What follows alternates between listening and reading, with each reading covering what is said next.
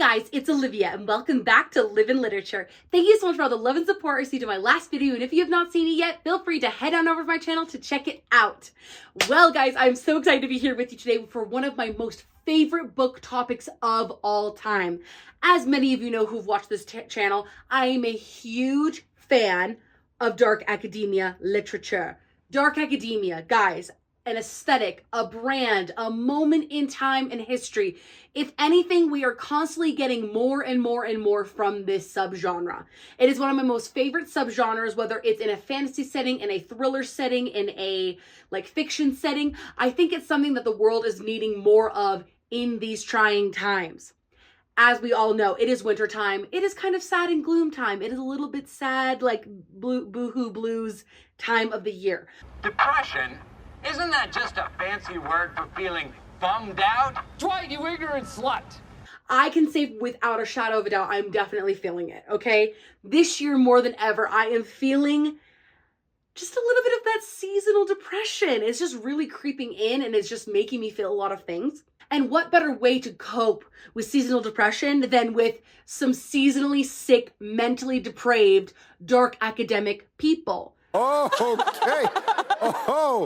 Oh, you crazy. I am. This might be completely common sense to most people of what dark academia is, but essentially the concept is books and or fantasy or fiction or thriller settings revolving around academia, whether that means college or like a school of some sort. And usually there's like a magic involved. Usually there's some sort of twisted darkness involved. The reason why I love dark academia is because there's so much like depravity and corruption and twisted like human behaviors going on. I think I like it because the people in it are so the opposite of what I'm normally like, that I like that they're so like morally gray, morally black, like very like ambiguous. Like everyone's ambiguous. Like there's not one person that's not.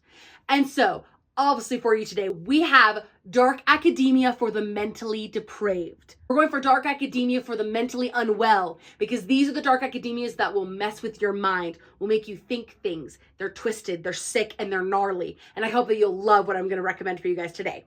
But before we get into that, I do want to let you guys know what I am currently reading and what I just finished reading. So I decided to take a little step away from some dark academia and I wanted to go back to reading some cowboy books. Okay, guys, I can't help it because sometimes I get a little seasonally depressed and I do want to read a dark academia to like balance that out, because I'm like, oh yes, the moodiness and the vibes, feeling the whoa, whoa, whoa, Twilight, if you know what I'm saying.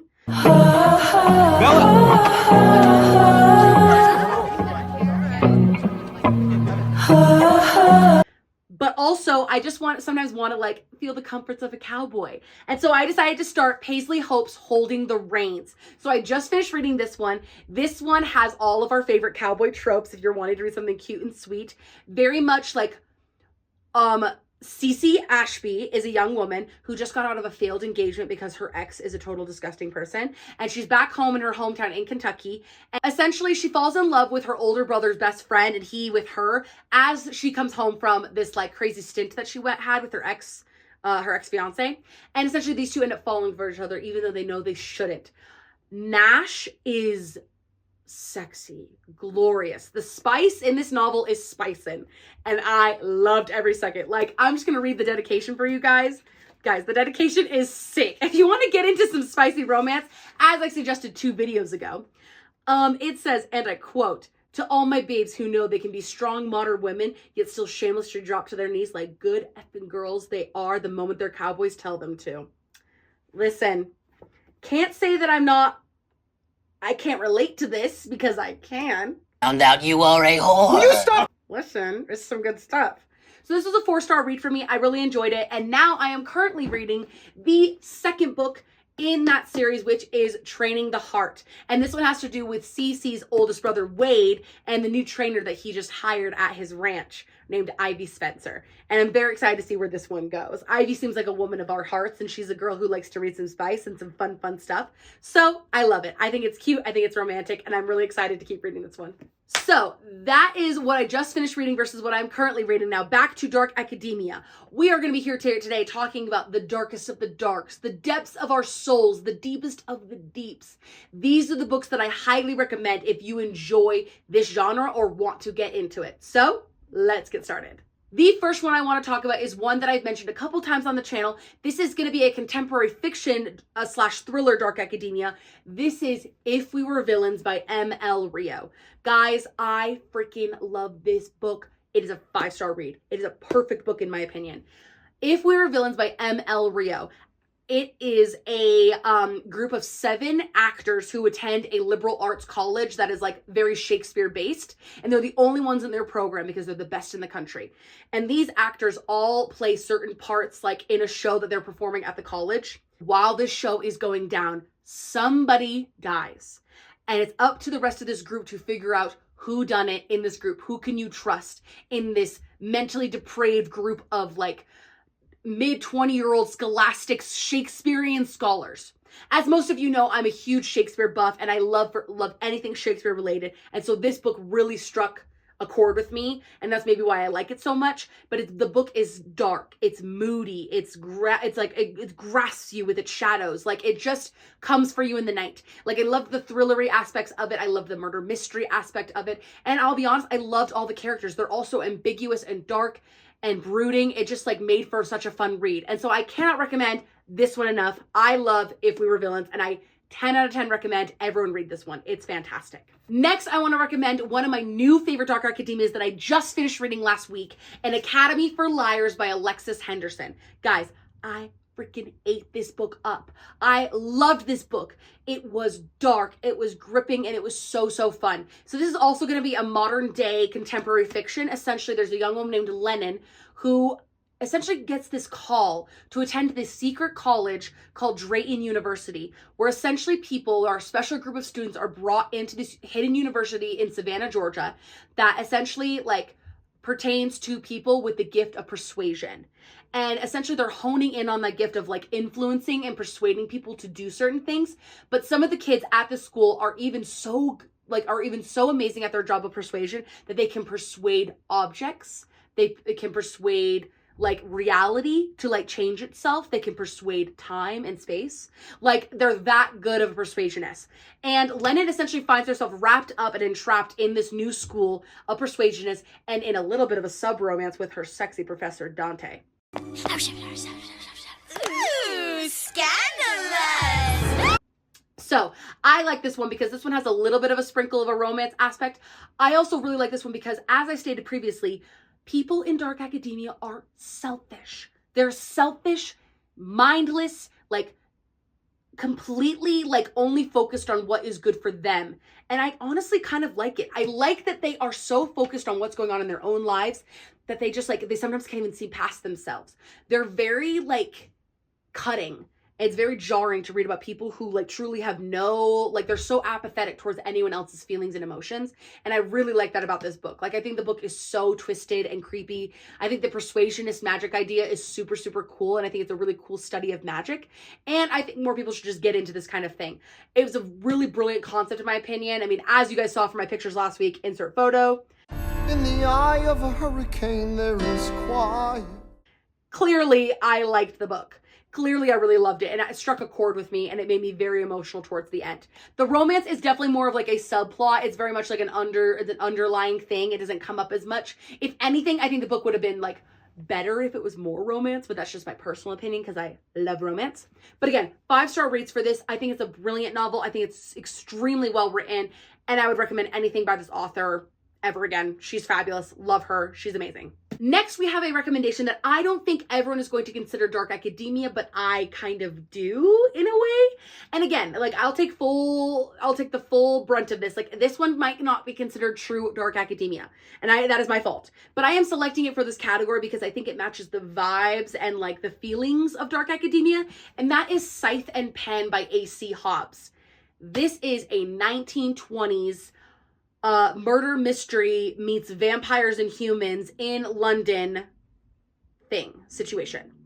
Essentially, there's a young man named Demetrius Rask. His father is the senator over the like vampire population in London, and he's about to pass a bill for vampires to have more rights and or equal rights to the humans of this world. And essentially, as this bill is about to be passed for the vampires, in the vampires' favor, murders start happening to people that look like they're vampire attacks from, vampires attacking people. And so essentially Demetrius seeks out the help of like this underlying mob boss, like mafia boss guy named Hades Cronus, who will do anything and kill anyone to figure out what is going on because he wants to help them. Hades Cronus is almost like an immortal figure. He's like an enigma. No one really knows who or where he came from or what he is, but they know that he is like the kingpin of this like underground ring of this part of London, and he's going to help Demetrius figure out who is causing these murders. I like this one because it's like a very different kind of vampire novel. It's very much about like the political aspects between the humans and the vampires, as well as the like nuances of like the 1920s like society and propriety and being proper and whatever. Ladies do not start fights, but they can finish them. And Hades Cronus has a little romance going on with one of the female characters of this book that I cannot wait to see blossom into something more in the next one. But also Demetrius Rask has a little bit of a romance as well. This book isn't like super focused on the romance, but again, I really enjoyed it anyway. Romance is definitely more of a subplot. I'm hoping that the romance will become a bigger plot in the next book, but we will see. This one very much is giving those like 1930s like jazzy jazz vibes mixed with vampires, mixed with politics. So again, not totally dark academia, but it reminds me of those vibes of like the grittiness and the like the crime lords of it all, and the very like selfish desires, and the very much of like I'll do whatever it takes to win kind of mentality. I feel like this book gives that energy. So 10 out of 10 recommend Scythe and Pen. This is a wonderful book. Next, I want to recommend my favorite dark academia from last year. That is The Immortal Dark by Taijist Girma. The Immortal Dark. Oh, this book. You want dark academia? You want depraved, mentally unwell, disgusting, horrible, nasty people? Read The Immortal Dark, okay? The Immortal Dark will give you what you want. This book deals with the darkest of the depths of people's minds. It goes deep into the understanding of the human psyche. This book pulls deep from within like the darkest parts of a person. I love this book. This book is gritty. It is raw. It will give you nothing less. This book is about a young woman named Keaton Adane whose sister June has gone missing. She thinks that a vampire from her family's line essentially has taken her sister hostage, and she wants to find out where he has taken her. So she seeks out the help of the vampire who essentially is like running her household. In this world, essentially you have to attend this university, and each of the houses at this university like has like a mortal pairing and an immortal pairing, and a vampire who like is paired up with them. So essentially it like quells their powers, but also gives the humans some power, and the vampires get to live like in the safety of this campus. So Keaton essentially she's like, fine, I'll take over House Adane, which is her house. She's like, I'll come back and I'll take over. And when she gets there, she meets the vampire who like runs her household, and his name is Cesennios Sagad. Cesennios Sagad is a dark, terrifying vampire beast. Keaton and Cesennios like don't even hate each other to like a cute kind of hate each other. Like, I love when like people hate each other. No, these two hate each other to like a I will slit your throat in the night and not feel bad about it. That was too dark even for us! Okay? Like, that's like how much they hate each other. Like, they don't like each other at all. There are barely things even holding them together, holding them from killing one another. They do things that are so horrible to one another. It is sick and it is twisted, and I love it. Of course, with all of that comes a little bit of a blooming romance, which like I do not mind. Again, the romance is again more of a subplot in this, but it does blossom a bit more in this one than it does in the other ones. I'm sure it's going to blossom even more in the next book, which I cannot wait to read. This one, again, is giving like academic campus with vampires and like surviving into like the next day. Like the vampires are like all under this like secret law. You can't like attack a human, but again, like things keep happening. Like Keaton wants to know where her sister is, and she like seeks out Cesennios' help, but also Cesennios and her hate each other like more than they hate life itself. It's dark, it's gritty, it is delicious, it's delectable, and I will eat it up every single time. And the vampire magic in this one, it eats hard. This was a definite 5-star read from last year. It is absolutely fabulous, and I cannot recommend it enough. Get into this, it is so good. And the last book I want to recommend for you guys today is one dark academia that has taken over my life and taken over all my thought processes, and it made me really think about like the world I'm even living in today. And I think that was the point of this book, and that is Blood Over Brighthaven by M.L. Wang. I am a new M.L. Wang stan. I am a stan of M.L. Wang. This book was incredible. A brilliantly written dark academia in like a fantasy setting, essentially. So essentially the premise of the book is there's a young woman named Siona who's the first mage that is a woman to enter this prestigious college. She's now a high mage. She's the first woman to do it. No other woman has done this before in the history of the creation of this steampunk industrial revolutions type town that they live in, with this like crazy border, because on the outside there's like the blight is like killing people and stuff. And so they live inside of this wall that's like protected. Now, all of the high mages have assistants that help them with certain projects, and there's this huge project that they've all been given. But of course, the high mages in her group hate her because she's a woman, because what do we do in academic situations when there's a woman involved? Oh, we hate on them, which is so annoying. So freaking annoying.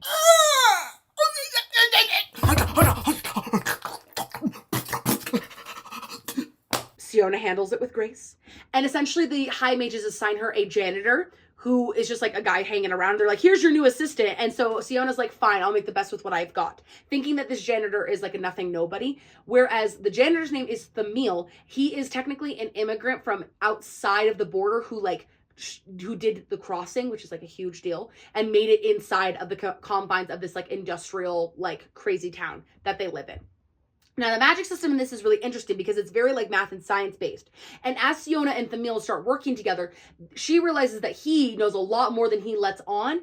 And she realizes that maybe the way that this town was created, the city that they live in, this metropolis that they live in that was created, is not made in the correct way. And that it's actually harming people. And these two uncover this massive plot that is like so ruinous and terrible and disgusting that they have to find a way to stop it.